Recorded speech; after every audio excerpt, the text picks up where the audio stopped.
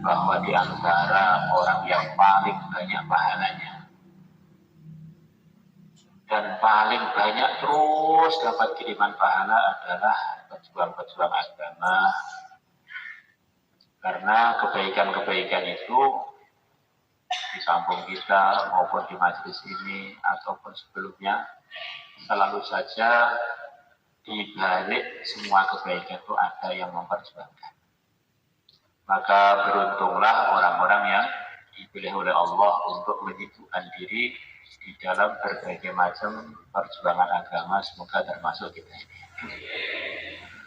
Kemudian dalam perjuangan agama, dalam kehidupan kita untuk cari pahala, cari bekal, menyebarkan kebaikan, itu selalu saja dalam kehidupan kita ada minimal 4 kelompok jenis manusia dalam kehidupan kita.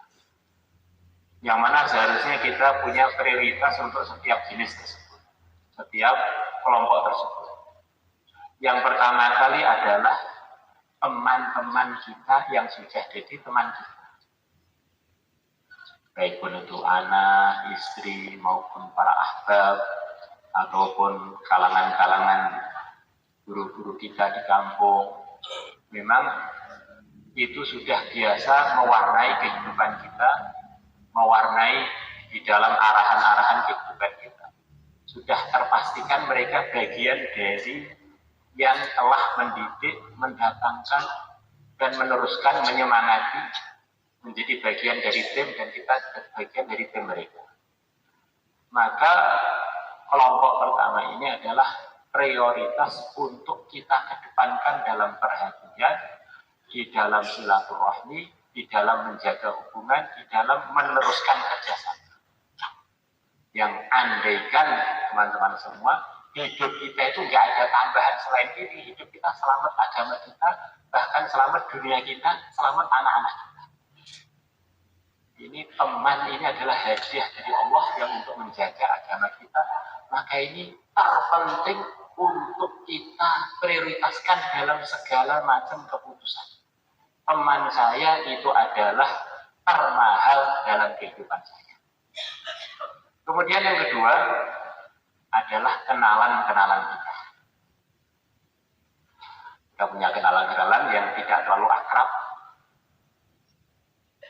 Kita berharap perkenalan-kenalan berkhusus dengan orang-orang iman itu pun ada manfaatnya di akhirat sana, bahkan di dunia ini, untuk perkembangan-perkembangan, perjuangan-perjuangan yang sedang kita perjuangkan. Harapan kita dari perkenalan menjadi pertemanan, menjadi tim, menjadi meningkat lagi keakraban. Di antara anugerah Allah kepada setiap orang beriman yang mau masuk surga, dia diperintahkan oleh Allah, cari kenalan-kenalan kamu yang pernah kamu kenal di dunia, yang belum ada di surga, kamu ajak masuk surga. Maka kita usaha untuk memperbanyak kenalan di samping merawat teman. Di semua tambahan perkenalan tadi tidak boleh menyebabkan kita lupa, tetap selalu akrab, selalu koordinasi dengan orang yang telah dipilih oleh Allah untuk menemani kehidupan kita. Kemudian yang ketiga adalah orang-orang yang kita belum kenal sama sekali. Maka kita usaha menambah kenalan-kenalan baru untuk bareng-bareng kita ajak berkenalan. Yang berkenalan aja sudah begitu banyak faedahnya. Akhirnya jadi berkenalan tambah akrab menjadi teman. Ini semuanya tahapannya mau kita jadikan teman. Kemudian yang terakhir, orang yang beda pendapat dengan kita. Jadi dunia ini memang selalu ada, kelompok yang dapat selalu ada. Urusan akhirat, urusan dunia, urusan bisnis. Orang ini dan kita telah diuji oleh Allah untuk beda pendapat. Jangan memaksakan mereka sependapat dengan kita. Orang kalau ingin memaksakan orang itu sependapat dengan dirinya, seakan-akan dia berkata kepada Tuhan, ya Allah yang ngatur takdir tak saya saja. Di antara ujiannya dunia biar kita ini yakin dia yang ngatur, biar kita ada yang berbeda dengan kita supaya jadi ujian praktek takdir. Maka jangan menghabiskan energi untuk klarifikasi dengan orang yang diuji Allah untuk berbeda dengan kita. Karena waktu kita ini sangat sempit, sangat sedikit, tidak cukup untuk itu. Kita lebih fokus energi kita kalau bisa 100% untuk merawat teman, meningkatkan keakraban dengan kenalan, menambah kenalan baru. Jangan sibuk menghabiskan energi pada kelompok terakhir ini, nanti kita jadi renggang dengan teman kita, jadi nggak tambah akrab dengan kita, nggak tambah kenal dengan orang lain, mati-mati belum tambah teman yang sudah ada malah tambah renggang karena sering kita tidak berkomunikasi dengan teman-teman dekat kita. Gara-gara targetnya pengen mengenal para orang yang tidak pendapat, para orang yang diuji oleh Allah atau bahkan yang belum kenal sama sekali. Akhirnya sampai kita lupa pada kelompok pertama, kelompok teristimewa dalam kehidupan. Itu banyak terjadi orang yang tidak bisa memilah-milahnya, akhirnya hidupnya berantakan. Bahkan dunia pun berantakan. Terpenting, pertama, kedua, ketiga, baru terakhir kalau ada waktu kita garap soal untuk itu. Kalau nggak ada waktu, minimal kita telah ada gambaran untuk banyak mengembangkan perjuangan kita, taklim kita, bahkan urusan-urusan dunia kita yang berbeda.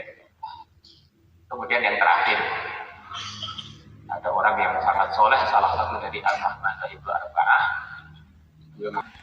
Dia mengatakan Imam Ahmad rahimahullah yang terkenal beliau hafal 1 juta hadis seperti hafalnya surat Fatihah, lancar banget. Yang beliau menghafalkan 30 juz Al-Quran sekali dengar langsung hafal. Imam Ahmad itu mengatakan, umpama saya ini punya doa yang kabul, pertama kali akan saya gunakan untuk mendoakan pimpinan-pimpinannya umat Islam. Karena kalau pimpinannya umat Islam itu lempeng, nanti kebaikan lempeng dia akan berpengaruh kepada seluruh bawahan.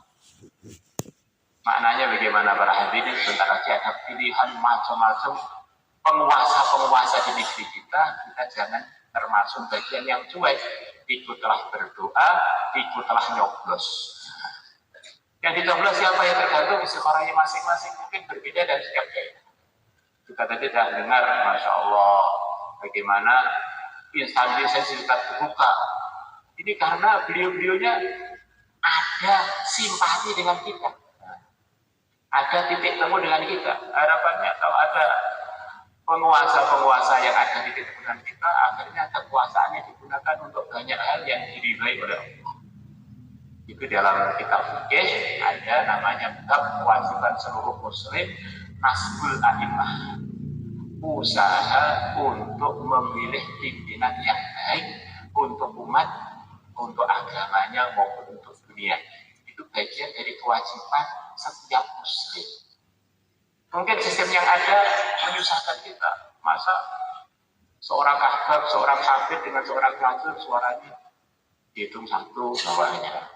Itu bukan urusan kita. Urusan kita di antara gambaran usaha untuk ikut-ikut mengangkat pimpinan yang lebih baik itu sudah kita usahakan, biar kita nanti kalau ditanya kewajiban kita di akhirat, kamu sudah ikut usaha untuk itu atau belum, kita sudah punya alasan untuk itu. Kita pengen jadi warga negara yang baik dan jadi mukallaf yang baik di dalam bersikap urusan usaha dan berdoa untuk para pimpinan-pimpinan negeri. Baik dari kalangan bawah, mulai Pak Desanya, Pak RT-nya sampai kalangan atas. Dan itulah yang dicontohkan oleh guru-guru kita. Termasuk yang di Temboro ini kita nggak pernah golput. Termasuk yang setahu saya ketika pernah jamaah dari Temboro ke Nibamuddin, termasuk keluarga kami di Nibamuddin, tengah-tengah pemilu di Nibamuddin, para masih termasuk Sain Anum berangkat dari Nibamuddin untuk nyoblos. Termasuk guru-guru kami di Pakistan. Begitulah pemahaman umumnya ulama. Tentu saja ada yang tidak umum. Itu menganggap termasuk bagian dari usaha nasbul a'immah adalah dengan ikut mencoblos, bukan dari bagian orang yang golput, nggak peduli dengan urusan. Hadirin, banyak ulama berpendapat sistem mendapatkan kekuasaan itu macam-macam. Nabi Sulaiman kalau dihitung, hitungannya raja. tetapi kerajaannya digunakan untuk agama Allah itu. Namanya Sultan Muhammad Al-Fatih itu kalau secara hitungan dia raja, tetapi digunakan untuk ridhonya Allah sampai masuk dalam hadis ini. Khalifah Umar bin Abdul Aziz secara hitungan itu adalah dinasti Bani Umayyah. Ini digunakan untuk agama, manfaatnya kekuasaan beliau sampai sekarang belum habis. Semua pendataan hadis, penulisan kitab hadis ini munculnya di zaman Umar bin Abdul Aziz dan atas perintah kerajaan waktu. Nah, jadi kita nggak sulit untuk baca kitab taklim, nggak sulit untuk baca kitab Kutub Bustah, semuanya ini dari gerakan atas perintahnya Umar bin Abdul Aziz. Dan seterusnya, maka harapan kami urusan hari-hari ini kita anggap orang keluar fisabilillah, kalau orang makomi di bagian orang-orang yang doanya berkemungkinan makbul, maka kita gunakan untuk doa kepada Allah biar Allah memunculkan pimpinan-pimpinan yang lebih baik yang nanti bisa kita sama untuk buat kerja-kerja yang lebih besar lagi di kalangan-kalangan masyarakat, kalangan para pengusaha, penguasa. Akhirnya semuanya dapat ridhonya, akhirnya bareng-bareng dari Indonesia ini rombongan terbesar masuk surga. Rombongannya bukan ahbab saja, sak penguasa, sakan presidennya, sakan DPR, MPR-nya kita angkut bareng ke surga. Maka nanti wanya yang mau berangkat kemana saja pas hari 14 Februari menyempatkan diri untuk ikut nyoblos. Kalau semuanya niat, itu semua para hadirin adalah hadiah dari Allah. Kebaikan-kebaikan itu bagaimana cerita tadi malam, sepertinya Madinah itu Nabi hijrah ke sana terus terpilih. Ternyata sebelum itu sudah dipilih oleh Allah. Ketika Isra sudah bertemu. Maka kita akhir majlis kita, semoga kita, anak cucu kita, murid kita menjadi bagian yang dipilih oleh Allah sampai hari kiamat. Asbab hidayah seluruh umat sampai hari kiamat, berakhlak yang baik, yang diurut umat. Kita banyak doa dan kita buat amalan-amalan yang terpilih biar kita terikut menjadi bagian orang-orang yang